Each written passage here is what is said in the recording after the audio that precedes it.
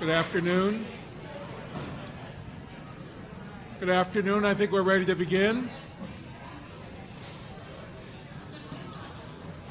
If you could take your seats, please.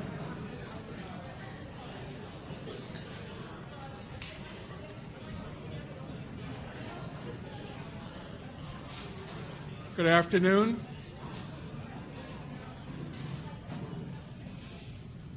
Thank you. I want to welcome you to the 7th Annual Khatib Lecture. I want to especially welcome those people from outside of the St. Joseph's College community and family. If this is your first time to the college, welcome, and I hope you will come regularly and be a part of our programs. I also want to thank our students who are here today and our alumni and alumnae. Thank you for being here. I have one piece of housekeeping to do, which I will explain in a minute, and that is if you could please try not to walk up and down this center aisle. So if you need to leave, if you can go out, we have lots of doors in this room, and work your way around. I'll explain it to you in a minute. The reason for that is because I want to thank two people who are not here today. Reza and Georgianna Clifford, who I first met actually last year at this lecture, demonstrated their wisdom and knowledge and insight this year because they are sitting at a country club in Florida.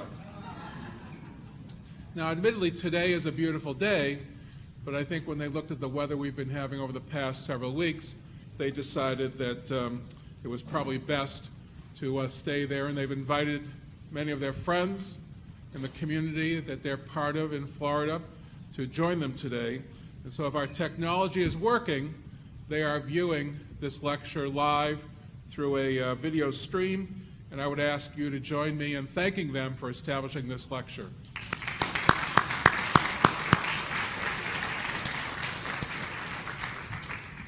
I also want to take a moment to thank and acknowledge Tom Petriano, who will come to this lectern after our speaker to say a few words. But Tom really balances an incredible load of responsibilities. He's a full-time faculty member, teaching courses. He's an active faculty leader. And in addition to that, he plans and organizes and leads the Khatib Lecture. So Tom, thank you for all your good work over the past several years. While this is the 7th Annual Khatib Lecture, I'd like to just provide a little background, some of it's in the program, about this program and what we do and why we do it. The Khatib Chair in Comparative Religion was created in 2009, and it's the first ever endowed chair at St. Joseph's College. And it was established by Georgianna Clifford Khatib, who graduated the year class of 1952, and her husband, Dr. Reza Khatib. And as it says in your program, and those of you who come over the past years, the purpose of the Khatib Chair is to promote interfaith dialogue. And while the study of Islam is an integral part of the initiative, the Khatib Lecture has been extraordinarily ecumenical, addressing many of the world's major faiths and religious and cultural traditions. The tentative plan for next year, by the way, is to address Hinduism. In my opinion and in my experience, in a world that sadly we see continues to be rampant with bigotry, misunderstanding, and violence in the name of a God, there is no issue more important than interreligious communication. And there is no better strategy than education. The Khatib Lecture responds to this in a powerful way to the St. Joseph's College community, and through us, to the region and beyond. So before I introduce this year's speaker, it is my honor to welcome back to this podium the 5th Khatib Lecturer, Reverend Monsignor John J. Strankowski, who serves now as the Rector Emeritus of St. James Cathedral, and he'll deliver the invocation. Monsignor?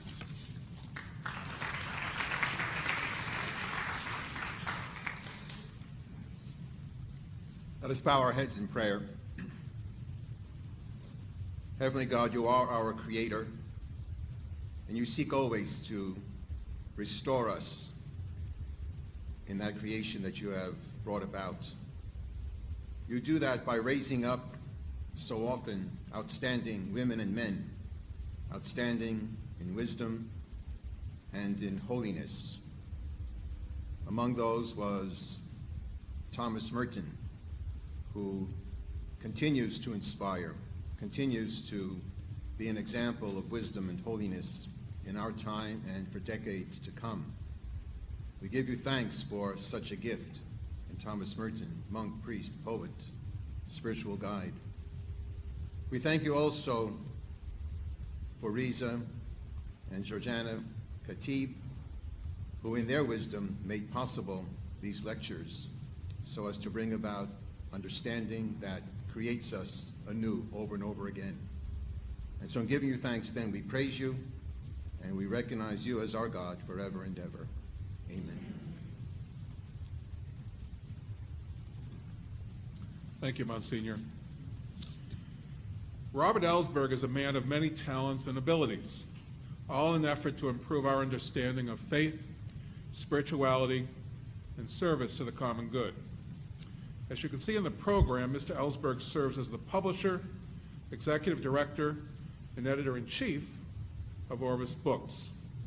Since 1970, Orbis Books, operated by the Maryknoll Fathers and Brothers, has been publishing religious books that focus on prayer, spirituality, Catholic life, theology, mission, and current affairs. More specifically, Orbis Books addresses a broad readership, exploring the global dimensions of faith, inviting dialogue with diverse cultures and traditions, and serving the cause of reconciliation and peace. It is also noteworthy that Mr. Ellsberg is the former editor of the Catholic Worker, where he was introduced to and influenced by Dorothy Day. But Mr. Ellsberg is also a prolific, gifted, and award-winning author in his own right. He has authored books that help us to better understand and appreciate important spiritual leaders like Carlo Carretto, Charles de Foucauld, Dorothy Day, Flannery O'Connor, Gandhi, and now Thomas Merton. This year is the centenary of the birth of Thomas Merton, so it is both timely and fitting that he be our focus today. Please join me in welcoming to the 7th Annual Khatib Lecture addressing Thomas Merton, spiritual explorer, Mr. Robert Ellsberg.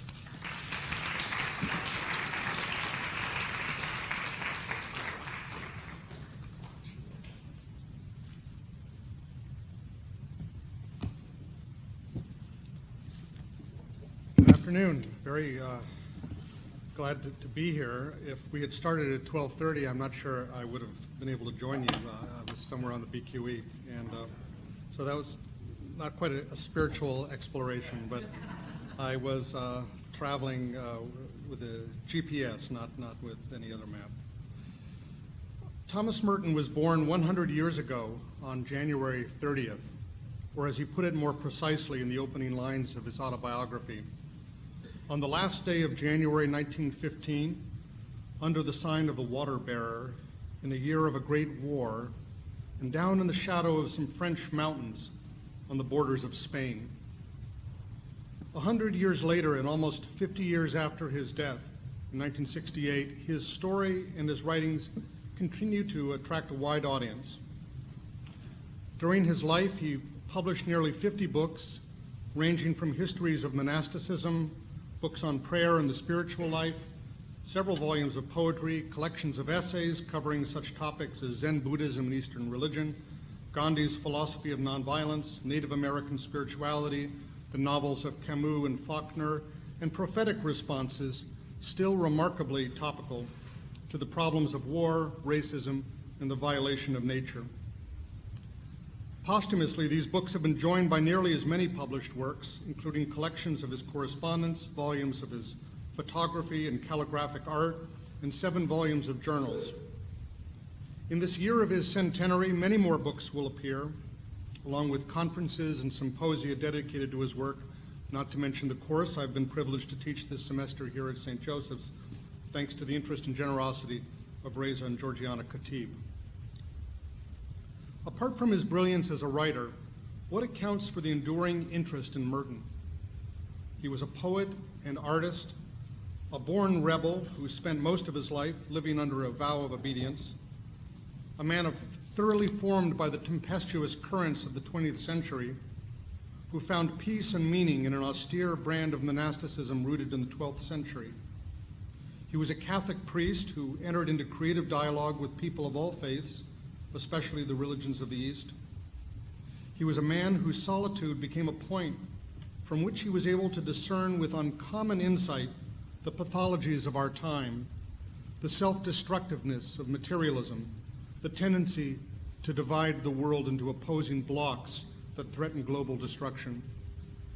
He was a man of the widest vision who wished to reach beyond the confines of his solitary life to enter into dialogue with writers, artists, activists, and visionaries of all traditions.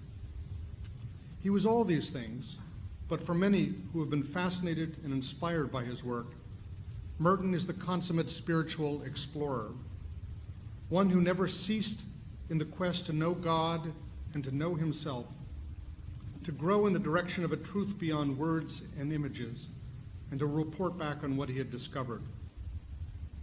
For spiritual explorers like Merton, their message is ultimately reflected in their own inner journey.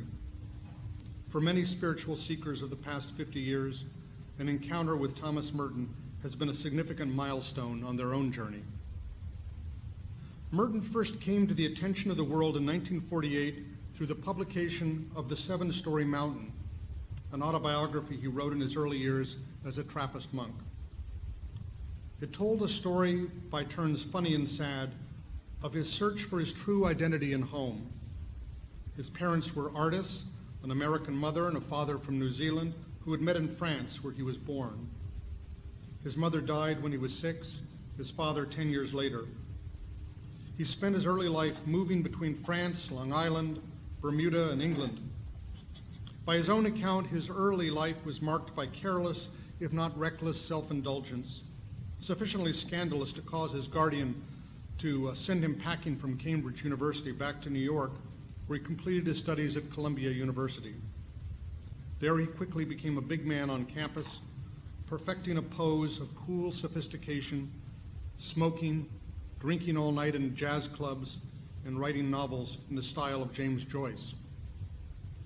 He regarded himself as a true man of his age, free of any moral laws beyond his own making, ready to, quote, ransack and rob the world of all its pleasures and satisfactions.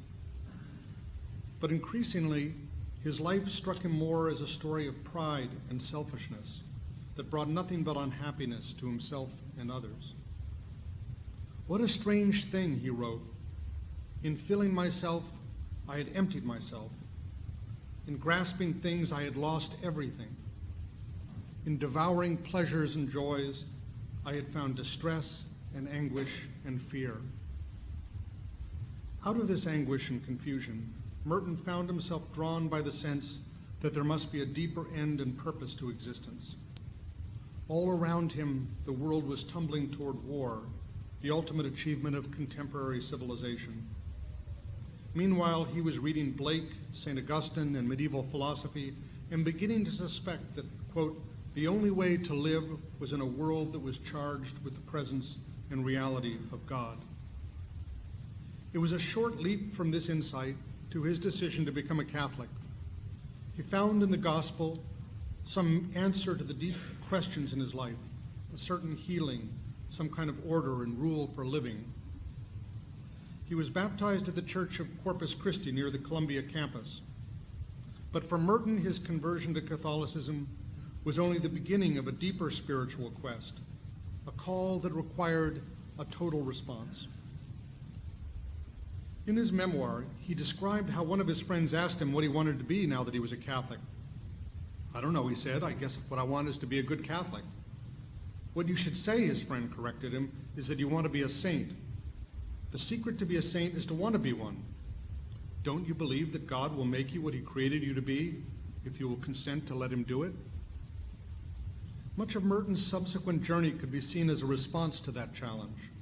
The challenge to go all the way, to be what God created him to be, which also included a continuously evolving understanding of what that really meant. Quite soon, Merton came to believe it was not enough for him simply to teach English at a Franciscan college or even to work in the slums of Harlem. God was calling for a greater sacrifice, nothing less than everything. He considered becoming a priest and made some steps toward entering the Franciscans. But his heart was won when he read an article in the Catholic Encyclopedia about the Trappists. Officially known as the Cistercians of the Strict Observance, The Trappist monks were a 17th century Reform branch of the Cistercian order, itself a 12th century Reform movement within the Benedictine monastic tradition that extended back to the 6th century. The Trappists sought to restore the austere discipline of early monasticism with a greater emphasis on manual labor, regular prayer, and a strict spirit of silence. This was the order Merton encountered in the pages of the Catholic Encyclopedia. I tried to imagine, if somebody reading like Wikipedia today could suddenly have their life change, find that so spiritually inspiring that it would turn their life around. As he wrote, what he read, quote, pierced me to the heart like a knife. What wonderful happiness there was then in the world. There were still men on this miserably noisy, cruel earth who tasted the marvelous joy of silence and solitude, who dwelt in forgotten mountain cells and secluded monasteries, where the news and desires and appetites and conflicts of the world no longer reached them. Of course, a completely romantic response. He'd never ever met a monk before, but he had this picture of how wonderful and ideal their life was. He wrote, the thought of those monasteries, those remote choirs, those cells, those hermitages, those cloisters, those men in their cowls, the poor monks, the men who had become nothing, shattered my heart. In an instant, the desire of those solitudes was wide open within me like a wound. When he went eventually on a retreat to the Abbey of Gethsemane, the Trappist monastery near Bardstown, Kentucky, the experience totally lived up to his expectations. He felt he had found his true home at last. This is the center of America, he wrote. It is an axle around which the whole country blindly turns. This is the cause and reason why the nation is holding together. These men, hidden in the anonymity of their choir and their white cowls, are doing for their land what no army, no Congress, no president could ever do as such. They are winning for it the grace and protection and friendship of God. Returning to the world, everything seemed, quote, insipid and slightly insane. The world was again tumbling into war, an image of hell, as Merton saw it, that was an image writ large of his own ego, violence, and selfishness. He returned to Gethsemane and was admitted as a novice on December 10th, 1941, just days after Pearl Harbor. He sought a life of prayer and penance. He desired to give everything. And so, as he writes, Brother Matthew locked the gate behind me, and I was enclosed in the four walls of my new freedom. In entering the monastery, Merton not only felt he was leaving the world and giving up everything, he was also leaving behind a certain Thomas Merton. With all his anxious desire to be somebody, his demanding ego, his tendency to sarcasm and scorn for people who didn't meet his standards. With the monks in their white habits, he intended to drown to the world, to be invisible, a nobody. It didn't quite go that way. In 1948, he published The Seven-Story Mountain, a work written under obedience. It was an astonishing bestseller, selling 600,000 copies in cloth in the first year. Merton was suddenly the most famous monk in America. The irony was not lost on him. And yet his superiors felt his writing had something to offer the world, and they ordered him to keep at it, and so he did. There followed books of poetry, lives of Trappist saints, which he later deemed awful, books on monasticism, and an increasing stream of books on prayer and spiritual life. If he ever doubted whether he was a true monk, there was never any doubt that he was truly a writer. Yet for all the books he would go on to produce, in the public mind he was eternally fixed at the point where his memoir ended, as a young monk with his cowl pulled over his head, happily convinced that in joining an austere medieval community he had fled the modern world, never to return. It was difficult for readers to appreciate that this picture represented only the beginning of Merton's journey as a monk. At least Merton himself had intuited that there was more to come. His memoir ended with a Latin motto, sit finis libri, non finis quarendi. Here ends the book, but not the searching. For many readers, this was probably no more than a pious bromide, but it was literally true. Over the next 20 years, Merton continued to search and grow more deeply into his vocation and his relationship with Christ. Eventually, he reached the point where he would write with some exasperation, "The Seven-Story Mountain is the work of a man I have never even heard of." One aspect of the book that he particularly came to regret was the attitude of pious scorn directed at the world and its unfortunate citizens. He had seemed to regard the monastery as a secluded haven, set apart from, quote, the news and desires and appetites and conflicts that bedeviled ordinary humanity. Only with time did he realize that, quote, the monastery is not an escape from the world. On the contrary, by being in the monastery, I take my true part in all the struggles and sufferings of the world. With this realization, his writing assumed an increasingly compassionate and ecumenical tone. In one of his published journals, he described a moment of mystical awareness that occurred in 1958, 10 years after the Seven-Story Mountain, during an errand into Louisville. This occurred, he said, at the corner of 4th and Walnut in the center of the shopping district, an intersection that has recently been rechristened Thomas Merton Plaza, though it's also 4th and Muhammad Ali Boulevard, no longer Walnut. In one of the most famous passages in all his books, he writes, I was suddenly overwhelmed with the realization that I loved all those people, that they were mine and I theirs, and that we could not be alien to one another, even though we were total strangers. It was like waking from a dream of separateness, of spurious self-isolation in a special world, the world of renunciation and supposed holiness. The whole illusion of a separate holy existence is a dream. Not that I question the reality of my vocation or of my monastic life, but the conception of separation from the world that we have in the monastery too easily presents itself as a complete illusion. The illusion that by making vows we become a different species of being, pseudo-angels, spiritual men of interior life, what have you.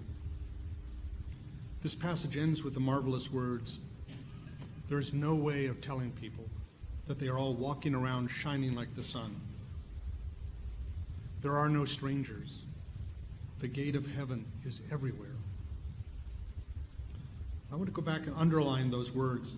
It was like waking from a dream of separateness, of spurious self-isolation in a special world, the world of renunciation and supposed holiness. In that dream of separateness, he's describing the understanding of holiness that had animated his early life as a monk. He's describing an image of holiness based on ascetical self-denial. In its place comes an image of holiness based on compassionate solidarity with his fellow human beings. And he came to see that the entire purpose of the monastic life, or any spiritual search for that matter, was to achieve this vision, this awakening from a dream of separateness, to realize our underlying oneness, our unity in what he called a hidden wholeness. No doubt this marked a crucial turn in his evolution as a monk. For years, Merton had devoted creative thought to the meaning of monastic and contemplative life. But from this point on, he became increasingly concerned with making connections between the monastery and the wider world. Reading his old writings, he observes, I cannot go back to the earlier fervor or the asceticism that accompanied it. The new fervor will be rooted not in asceticism, but in humanism. For Merton, it was a kind of rebirth. I'm finally coming out of the chrysalis, he writes. Now the pain and struggle of fighting my way out into something new and much bigger. I must see and embrace God and the whole world. This increasing openness was also reflected in his writings on holiness. Previously, enthralled to a dream of separateness and supposed holiness, he had held up the monastery as an ideal arena for achieving sanctity. Now he wrote that being a saint was simply a matter of consenting to God's creative love. The pale flowers of the dogwood outside this window are saints, he wrote. The lakes hidden among the hills are saints, and the sea too is a saint who praises God without interruption in her majestic dance. And what about human beings, for whom the problem of sanctity is a little more complicated? For me, sanctity consists in being myself, he wrote. For me, to be a saint means to be myself. Therefore, the problem of sanctity and salvation is in fact the problem of finding out who I am and of discovering my true self. The whole journey of Thomas Merton to this point could be seen as putting off a series of masks. The bad boy, the sophisticated 20th century man, the good Catholic, the perfect monk, to become his true self, the saint, as his Columbia friend put it, that God had created him to be. But it was the same challenge for everyone. The path to sanctity for Thomas Merton the monk was not really so very different from the path of every other person in the world. Suddenly, Merton began reaching out to an ever-widening circle of correspondents: the Russian novelist Boris Pasternak, the Polish intellectual Czesław Miłosz, the Zen master D.T. Suzuki, the San Francisco poet Lawrence Ferlinghetti, the radical theologian Rosemary Ruther, Jewish rabbi Abraham Heschel, and Dorothy Day, founder of the pacifist Catholic worker movement here in New York. Writing to Dorothy Day, he offered wholehearted support for her brave acts of civil disobedience against compulsory civil defense drills in New York City, agreeing with her that these drills were really rehearsals for doomsday. As for his own writing, he noted in a letter to her, "I don't feel that I can in conscience, at a time like this, go on writing just about things like meditation. I cannot just bury my head in a lot of rather tiny and secondary monastic studies either. I think I have to face the big issues, the life and death issues, and this is what everyone is afraid of." Along with his writings on prayer and spirituality, he began to write prophetic essays on the issues of the day, particularly the Cold War atmosphere of fear and the threat of nuclear war, many of these published in the Catholic Worker. His superiors did not feel that these were fit topics for a Trappist, and he was ordered for some years to cease publication on topics of war and peace. Instead, he circulated his writings in mimeographed form. Later, with the publication of John XXIII's encyclical Pacem in Terris, the censorship was lifted, and he resumed his writing on topical issues, including racism and the civil rights struggle, and what he called the overwhelming atrocity of the Vietnam War. All of these social issues, he believed, were ultimately spiritual questions. They were rooted in a distorted spiritual vision in which we failed to recognize our underlying oneness. This was the vision that underlay his mystical epiphany at 4th and Walnut. Writing of the people he saw on the street, he had written, "If only they could see themselves as they really are. If only we could see each other that way all the time, there would be no more war, no more hatred, no more cruelty, no more greed."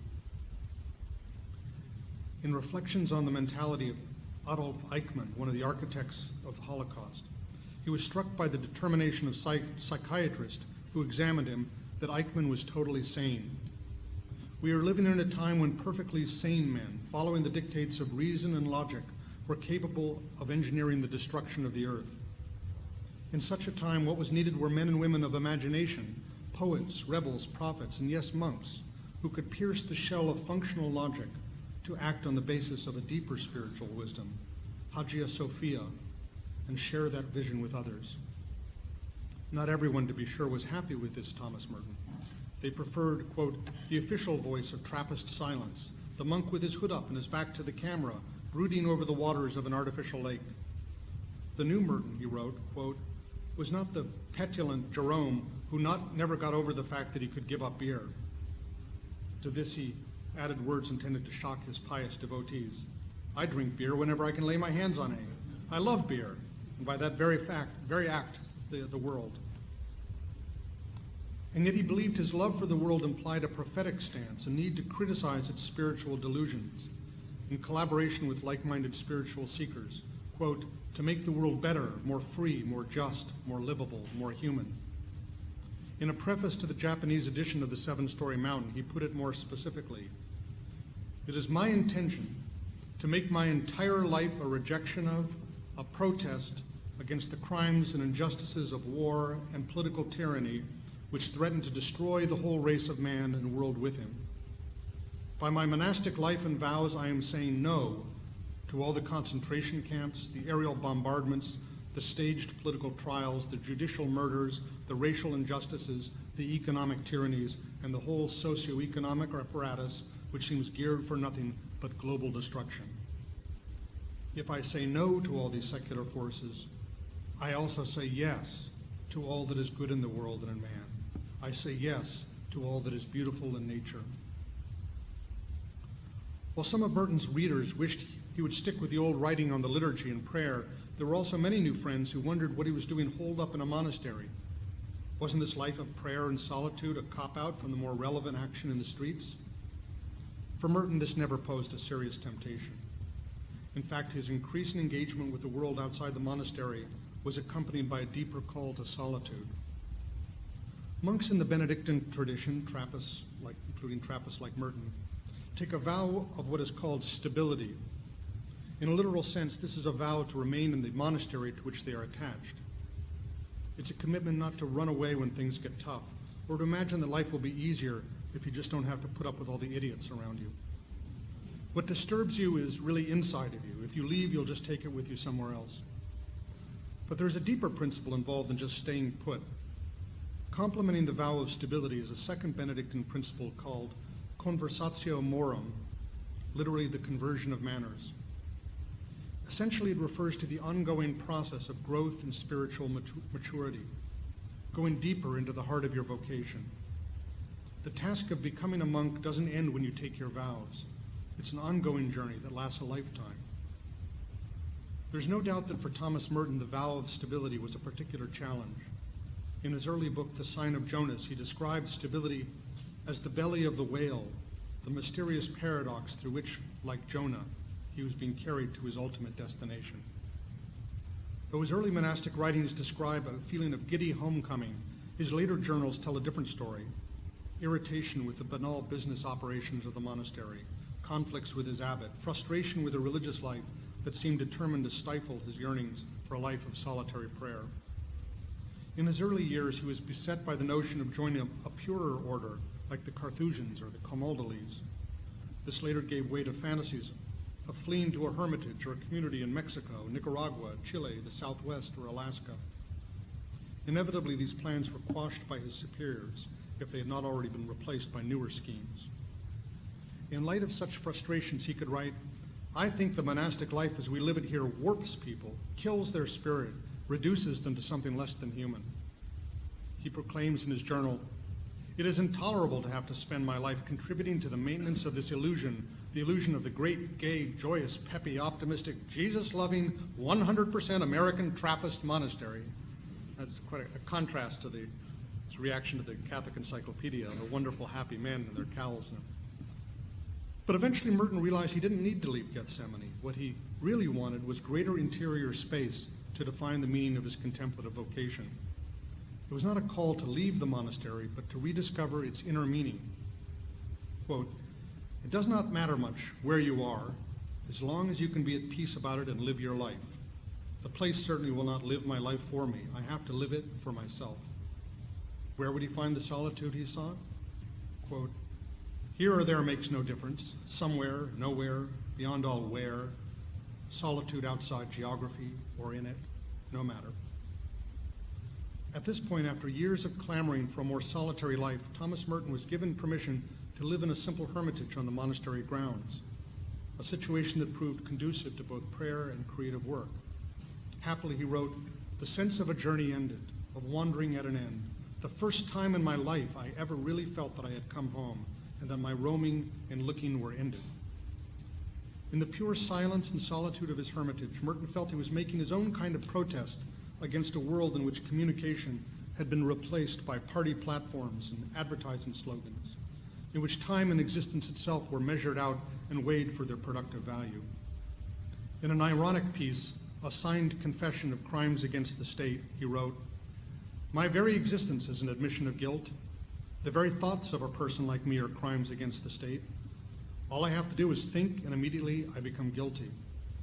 Going on, he states, "I confess that I'm sitting under a pine tree doing absolutely nothing. I've done nothing for 1 hour, and firmly intend to do nothing for an indefinite period. I have taken my shoes off.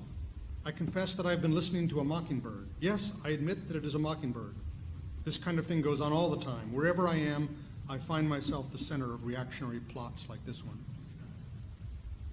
As a spiritual explorer, he felt a special connection with the desert fathers of the 4th century, who had left the comforts and compromises of a supposedly Christian world for the solitude of the wilderness. In words that really applied to himself, he wrote, "What the desert fathers sought most of all was their own true self in Christ. And in order to do this, they had to reject completely the false, formal self fabricated under social compulsion in the world. They sought a way to God that was uncharted and freely chosen. not inherited from others who had mapped it out beforehand. They sought a God whom they alone could find, not one who was given in a set stereotyped form by someone else.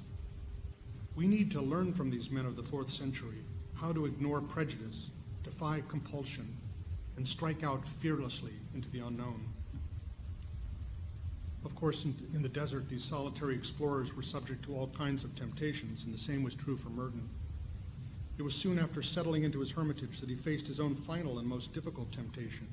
I referred to the story of his falling in love and conducting a secret affair with a nurse he met in the hospital in Louisville. This episode, which lasted over a period of several months, is described in great detail in Volume 6 of his published journals. Time doesn't allow an adequate treatment of that story today. On the one hand, Merton experienced a liberating sense of his capacity to love and receive love. His journal is at times deeply moving, heartbreaking, and exasperating. Some have romanticized the episode, feeling that he should have, as one of his poet friends put it, follow the ecstasy right out of the monastery. That was a real option. But what was not an option was to have it both ways, to suppose that there was some way to be both a hermit and a lover. What was at stake was not just the violation of his monastic vows, but a kind of doubleness and lack of integrity. What do I fear most, he wrote? Forgetting and ignorance of the inmost truth of my being, to forget who I am, to be lost in what I am not, to fail my own inner truth, to get carried away in what is not true to me. When he was honest with himself, he realized that he was ultimately wedded to his vocation to solitude. Regarding his vows, he wrote, I cannot be true to myself if I am not true to so deep a commitment. He came to the conclusion that his vocation was not just for himself, but that it meant something to the rest of the world. Quote, vocation is more than just a matter of being in a certain place and wearing a certain kind of costume. There are too many people in the world who rely on the fact that I am serious about deepening an inner dimension of experience that they desire that is closed to them, and it is not closed to me. This is a gift that has been given to me, not for myself, but for everyone. I cannot let it be squandered and dissipated foolishly. It would be criminal to do so. In effect, he returned to the idea that had first attracted him to the abbey, that the monastery was in some sense the axis mundi, that the monks were in some way with their prayers and their faithfulness keeping the world turning. But now he was understanding faithfulness not just in terms of an outward form or a particular setting, but in terms of the deepest core of himself. The difference suggested that this was not some special vocation for Trappist monks. Wherever people did this, wherever they were faithful to their true selves, they were the axis mundi, standing up for peace against lies in the integrity of their witness, and creating something beautiful and true in their loving service of their neighbors. For some, this might be in a soup kitchen, a studio, a marriage, a prison cell. For him, it was in his hermitage. On September 10th, 1966, he signed a short formula in which he committed himself, quote, to live in solitude for the rest of my life. He continued to be carried toward his true destiny in the belly of a paradox, traveling without maps, stumbling in the dark, but trusting that he was being guided toward his true home. In 1968, the last year of his life, a more flexible abbot permitted him at last to venture forth. He accepted an invitation to address an international conference of Christian monks in Bangkok. Merton was particularly excited about the prospect of exploring his deep interest in Eastern spirituality. In this respect, as his journals show, the trip marked a new breakthrough, another wider encounter with the gate of heaven that is everywhere. He met with Buddhist and Hindu monks. In India, he had several significant meetings with the Dalai Lama. In an address to an interfaith gathering in Calcutta, he concluded a talk with these words: the deepest level of communication is not communication, but communion. It is wordless. It is beyond words, and it is beyond speech, and it is beyond concepts. Not that we discover a new unity, we discover an older unity. My dear brothers, we are already one, but we imagine that we are not. And what we have to recover is our original unity. What we have to be is what we are. In Ceylon, 1 week before his death, in the presence of the enormous statues of the reclining Buddha, he was, quote, suddenly, almost forcibly jerked clean out of the habitual half-tide vision of things, and an inner clarity, as if exploding from the rocks themselves, became evident and obvious. Everything is emptiness, and everything is compassion. It was the culmination of his Asian pilgrimage. Quote, I know and have seen what I was obscurely searching for. And perhaps there was something more. On December 10th, he delivered his talk in Bangkok and afterward retired to his room for a shower and nap. In this talk, in the last hour of his life, he spoke of the monastic principle of conversatio morum, what he called the most mysterious and yet most essential of all monastic vows. He interpreted it as, quote, a commitment to total inner transformation of one sort or another, a commitment to become a completely new man. It seems to me that that could be regarded as the end of the monastic life, and that no matter where one attempts to do this, that remains the essential thing. A short while after delivering this talk, he was found dead in his room, apparently electrocuted by the faulty wiring of a fan. His death on December 10th, 1968, fell on the exact anniversary of his entry into Gethsemane in 1941, which in turn happened to be the exact halfway mark of his life, which ended at the age of 53. I'm among the countless number whose lives were changed by the encounter with Thomas Merton. From Merton, whom I first read when I was in high school, I discovered, among other things, that there was room in Christianity for engagement with Gandhi, Buddhism, the war in Vietnam, and a general spirit of mischief that appealed to my teenage sensibility. Later, I read The Seven-Story Mountain, I made a retreat at Gethsemane, and decided to become a Catholic.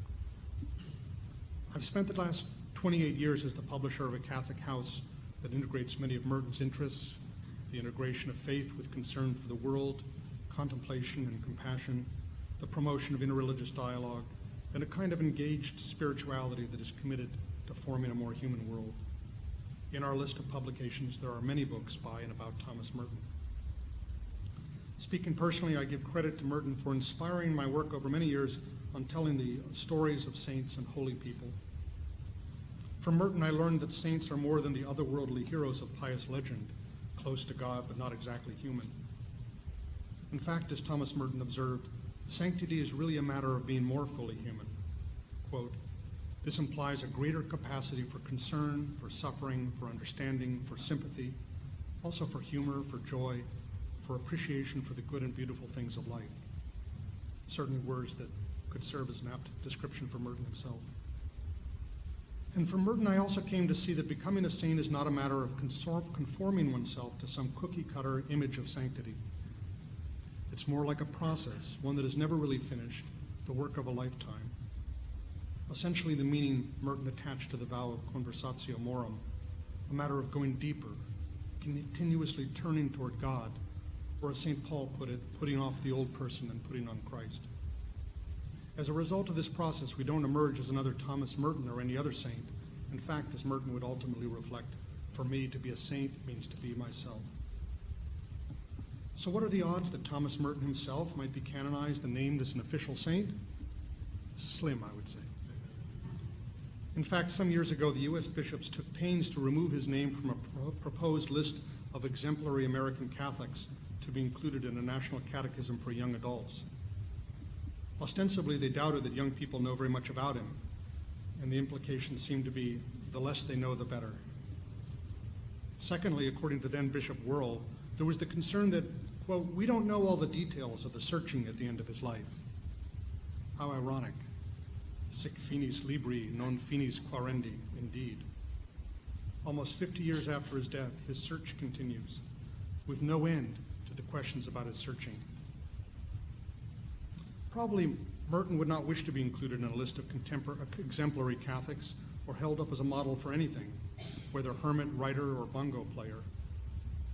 His greatest desire was always to be a man on the margins, in solidarity with all those others on the margins, the rebels and prophets, the outliers and misfits, the solitary explorers.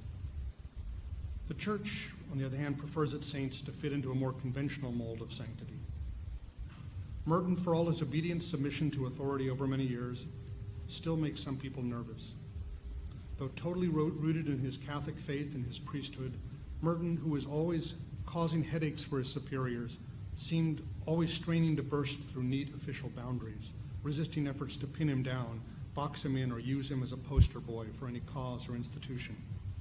Maybe this makes sense. As Merton himself wrote, perhaps with a dose of self-justification, one of the first signs of a saint may well be the fact that other people do not know what to make of him. In fact, they are not sure whether he is crazy or only proud.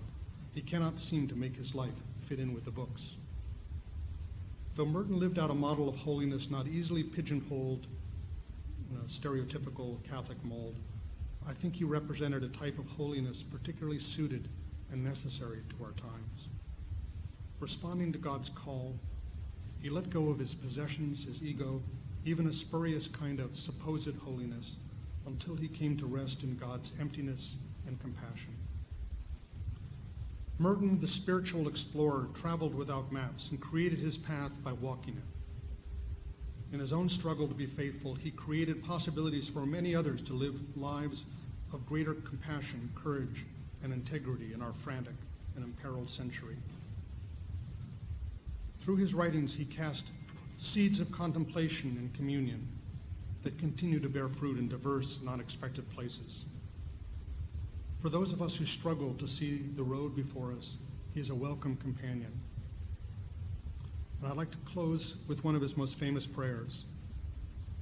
My Lord God, I have no idea where I'm going. I do not see the road ahead of me. I cannot know for certain where it will end, nor do I really know myself. And the fact that I think I'm following your will does not mean that I'm actually doing so. But I believe that the desire to please you does in fact please you. And I hope I have that desire in all that I'm doing. I hope that I will never do anything apart from that desire. And I know that if I do this, you will lead me by the right road, though I may not know about it. Therefore I will trust you always, though I may seem to be lost and in the shadow of death. I will not fear, for you are ever with me, and you will never leave me to face my perils alone. Thank you, and amen.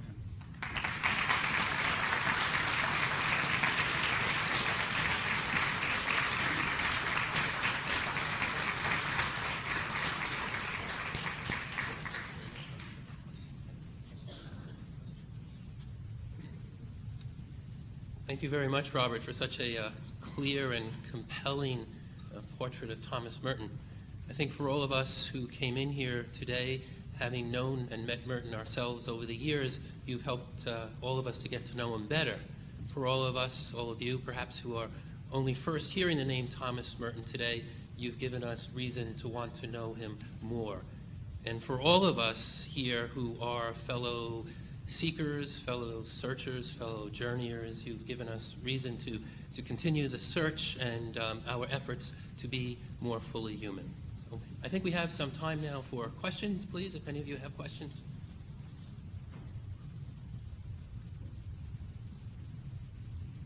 Yeah. It's very hard for me to articulate this, but I was struck by the fact that he used the word temptation when it came to his love affair with the nurse. And on the one hand, I can understand why for him that was a temptation. My problem as a married person, and I'm married to an extraordinarily mystical woman, it seems like there's something missing. Namely, the possibility of a truly contemplative dedication to life in marriage.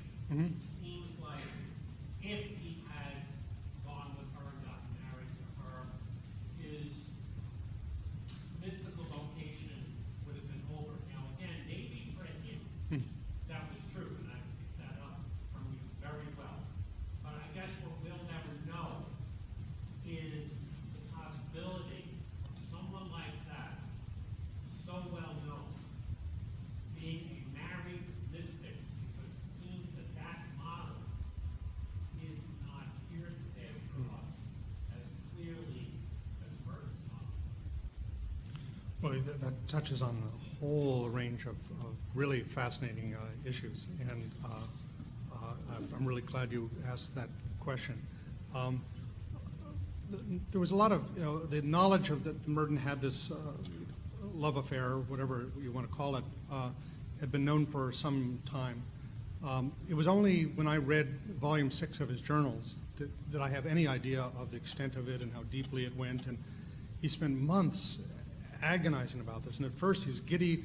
Oh my God, this God has planned, this God has brought me love and it's beautiful and no one can tell me this is not from God and all this kind of thing. And of course the issue is not whether falling in love is a bad thing or leaving the monastery even and going off in marriage with this woman would have been a bad thing in itself. What was the contradiction was that when he really did the math in his head, he realized that that was really not the life he wanted. He wanted to be a hermit and to be in love, and he couldn't do them both. Now, whether the model or for other fearless explorers, perhaps like yourself, will show the way for how to to combine a contemplative, mystical life in the context of marriage and children and family and everything. That still remain to a certain extent unexplored waters. It is the case that, and quite unfortunate, Merton I think was aware of that as well, that the whole history of kind of spirituality and the canonization of saints has been built very much on the dichotomy between the pure kind of way of celibacy and living for God alone and the sort of compromised way of other people in the world of being married and having children. They have to perpetuate the race, etc. And they should they should try to be good Catholics.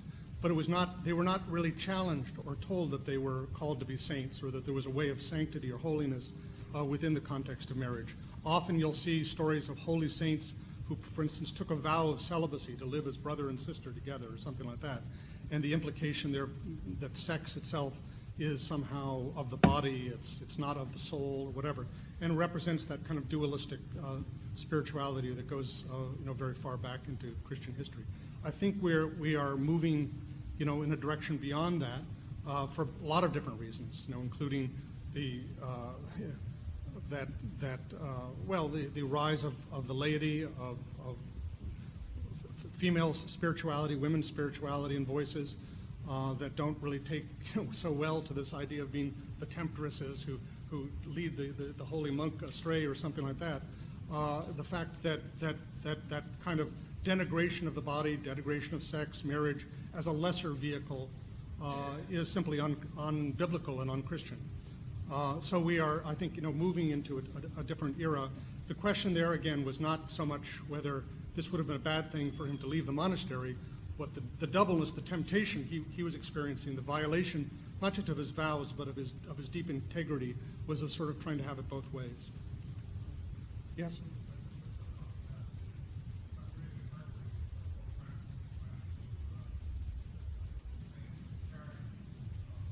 Saint Therese of Lisieux, yes, her parents. They've been often held up as holy parents because they produced a whole family of nuns and at least one doctor of the church. Again, it raises the question of that. If we still have a ways to go in what's the character of holiness within the church of the family, as opposed to having a family that's like a little monastery or something. So that's still a question, I think. Maybe on this side? Yes?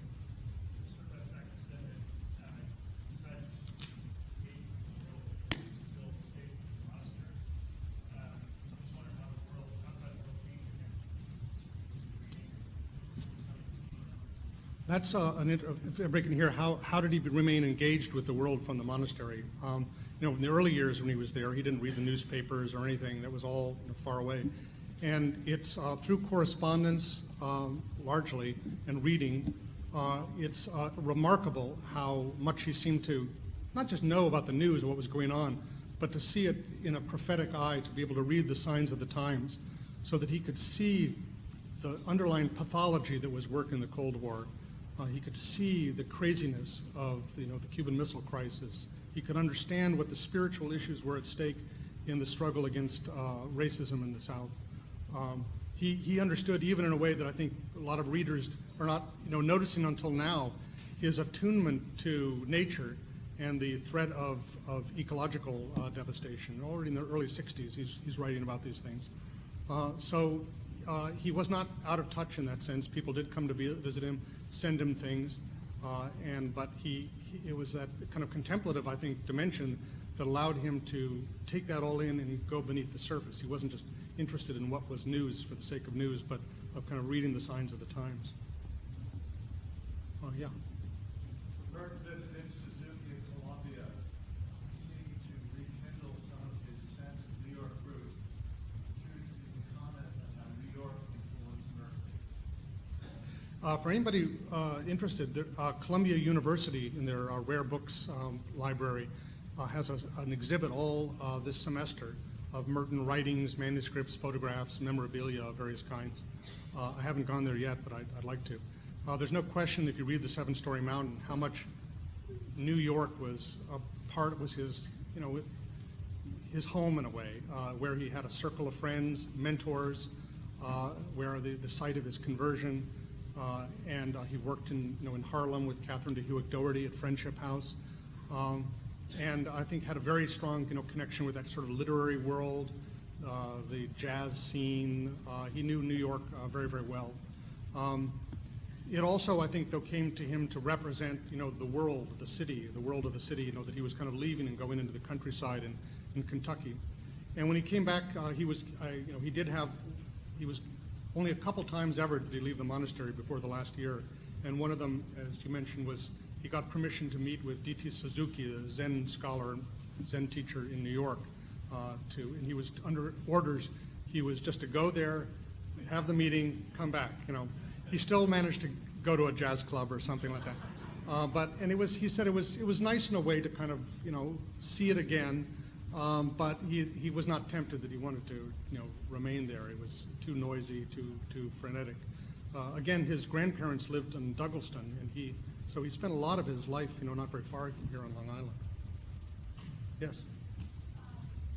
In regards to that first question about marriage versus celibacy, it seems to me that what Merton said about becoming a saint was to be your true self. Mm-hmm. So, the call is not just to celibates, it's also to those who are married or not married. Absolutely. And he said if we understood who we are, all of us, not just celibates, we would treat other people and ourselves in a different way. And also, I think there are many Trappists now who have followed Merton, like Thomas Keating, Basil Pennington, and Father Menninger, who are spreading the idea that through contemplative prayer, that we can touch the whole world, and it's for everyone, not just the celibates. I'm really glad you said that certainly Merton believed that contemplative life did not just mean being in a special place all by yourself, but it meant for all of us the challenge to kind of go beneath the surface, to be in touch with our own deepest self. And that doesn't just happen on its own. He happened to be in a way of life that was dedicated to that goal. And it remains the challenge for those of us who are in jobs, have family, have children, have to commute and responsibilities and bills and all that sort of thing, to find what it means to discover that kind of contemplative experience or challenge within our own context. Not because contemplation is the only way to know God or something, but only with that kind of space and interiority can we become in touch with who we truly are, and not just live on the surface of life and not just be determined by all of the demands and the advertisements and the slogans and all this kind of thing. So you're 100% right. I should have emphasized that more. Yes. One of our clients is a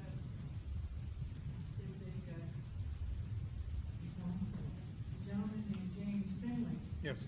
who entered the monastery that Thomas Merton was. Thomas Merton was his spiritual director. Yes.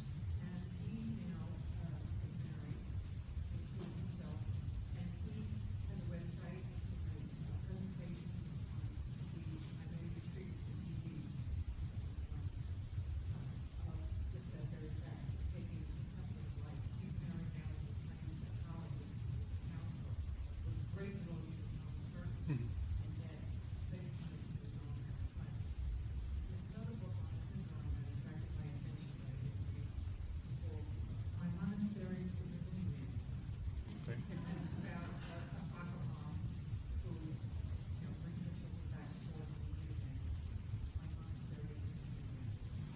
Well, I think a lot of those principles of monastic life, the idea of stability, for instance, that idea of conversatio morum, even the idea of obedience, poverty that's often imposed, involuntarily on us, in making a living.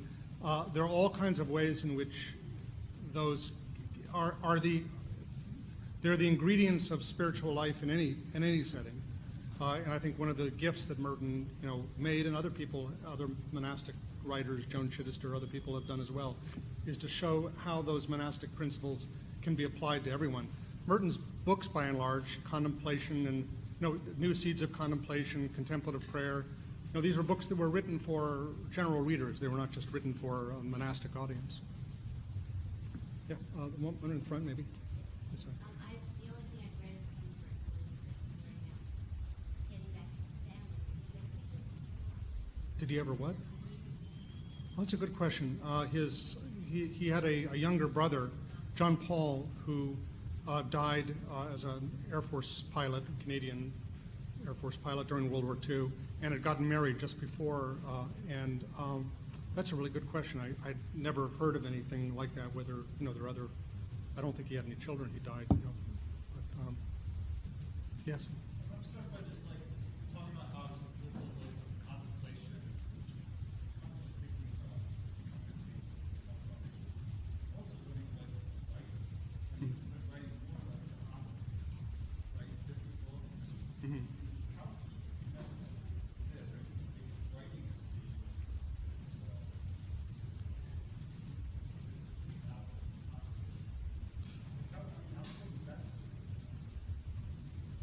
Well, he was a writer before he became a monk. That was his ambition, was to write novels. He'd written several novels. He has in the Seven Story Mountain, he has this pious moment where he said I was praying to God that if it was God's will that my book might be published. And he said, why on earth God's will would be involved in whether I publish my book? At another point he said, lots of other bad books are published. Why can't my bad book be published? So he brought that part of him, the writer, into the monastery with him. He burned a lot of his manuscripts. He gave them to an agent.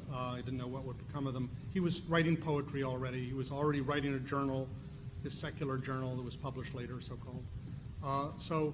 I guess it was, in the monastery somehow or other, they picked up on the fact that he had a talent as a writer and thought that would be useful to the Trappists, to kind of communicate with the world. He turned out to be so successful and good at it that they encouraged him to keep at it.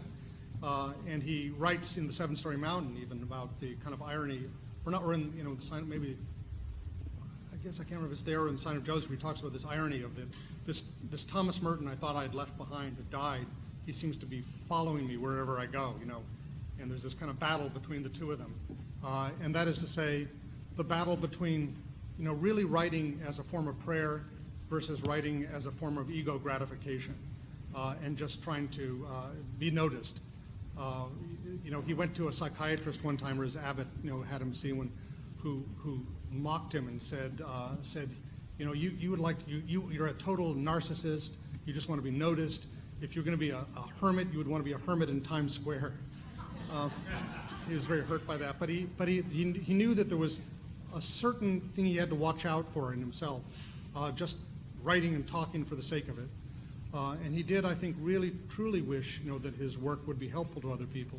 On the other hand, he kept these very, careful diaries throughout his life, didn't destroy them, and made provision with the anticipation that they would be published someday, including the diary where he records all about his struggles with the love affair, etc. He did not want to censor his own, kind of copybook. He was not trying to present himself as Saint, Thomas Merton, but as truly a human being, a man and a monk who is trying to be his true self. And he didn't. He wanted all of that humanity to be part of what he had to say.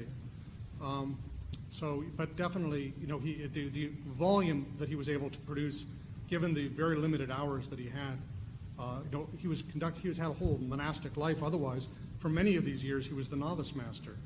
which was basically like being a teacher, and he would have to meet with them, and volumes and volumes and hundreds of hours of recordings of his lectures are available now. There's still things being published that he wrote, during those years. So unbelievable productivity and discipline.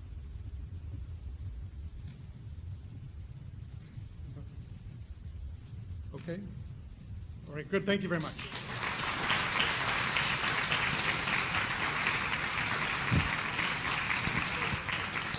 So ends the lecture, but not the searching. So thank you all very much for coming today. Thank you, Robert.